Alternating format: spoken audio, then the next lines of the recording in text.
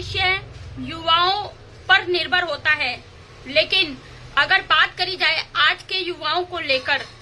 तो लगातार social media, YouTube, Instagram, Twitter पर आप एक ट्वीट देख रहे हैं जहां पर बताएं कि हम बात करेंगे आज एसएससी एग्जाम प्रोटेस्ट की। नमस्कार, आप देख रहे हैं दिल्ली की आवाज और इस समय बात करें दिल्ली से बिहार, पटना, जयपुर, तमाम ऐसे राज्यों में जो है आज प्रोटेस्ट होता हुआ दिखाई दे रहा है, जहां पर बताएं कि एसएससी यानी कि स्टाफ सिलेक्शन कमीशन का एग्जाम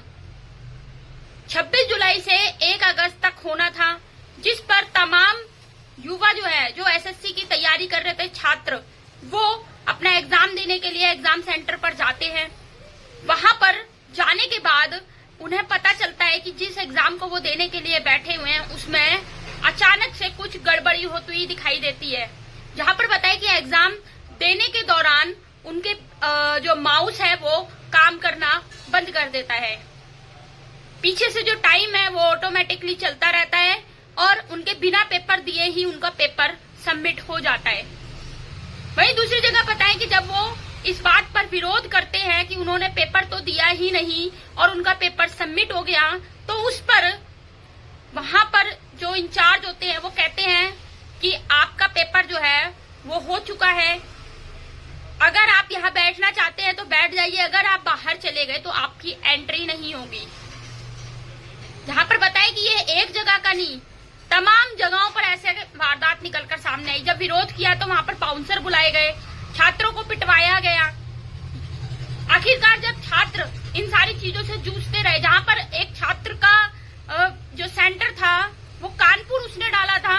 और उसका सेंटर 600 किलोमीटर कर्नाटक, 500-600 किलोमीटर उनका सेंटर डाला। जब वो वहां पर पहुंच गया तो पहुंचने के बाद पता चला कि जो उसका एग्जाम था वो रद्द हो गया। अब सोचिए, एक छात्र जो कि निर्भर होते हैं अपने माँ बाप की इनकम पर, एक छात्र जो कि पढ़ाई करते हैं और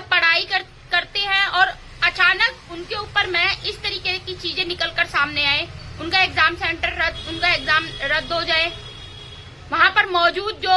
एग्जाम लेने वाले हैं वो उनसे पैसों की डिमांड करने लग जाए, तो आखिरकार वो छात्र अपनी समस्याओं को लेकर कहाँ जाएगा। वहीं देश की राजधानी दिल्ली में जंतर मंतर पर तमाम छात्रों ने आकर अपने शिक्षकों को अपनी परेशानी बताई और शिक्षक जो हैं, तमाम शिक्षक जंतर मंतर पर मौजूद हुए, छात्र मौजूद हुए और उन्होंने शांतिपूर्वक अपना धरना प्रदर्शन करना शुरू कर दिया।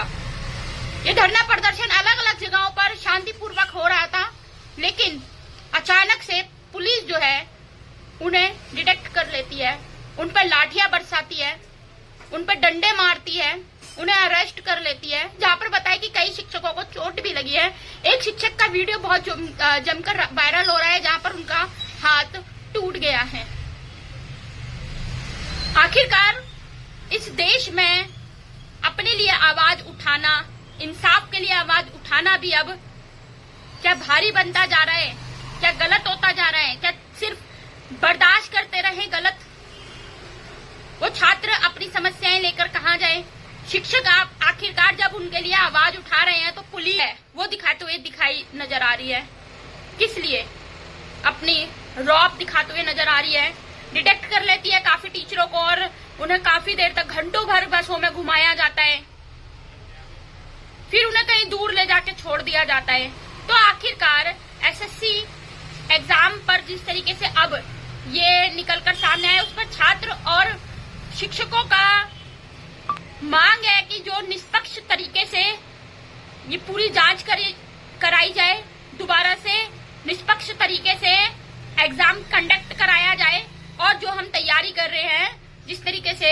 उसे पूरा किया जाए। इस मांग को लेकर वो जंतर मंतर पर बैठे थे, लेकिन उनका साफ कहना है अगर ये मांगे पूरी होती हुई नजर नहीं आएगी तो हम अभी तो कुछ राज्यों में प्रदर्शन कर रहे हैं, फिर पूरे देश भर में ये प्रदर्शन होता हुआ नजर आएगा। बाकी एसएससी एग्जाम को लेकर आपका क्या कहना है, पेपर लीक को लेकर आपका क्या कहना है, क्या अलग अलग राज्यों में इस तरीके की घटनाएं निकलकर सामने आती रहती हैं और कई छात्र चुप रह जाते हैं तो कुछ आवाज उठाते हैं, जो आवाज उठाते हैं उनकी आवाजों को दबाया जाता है। पूरे उस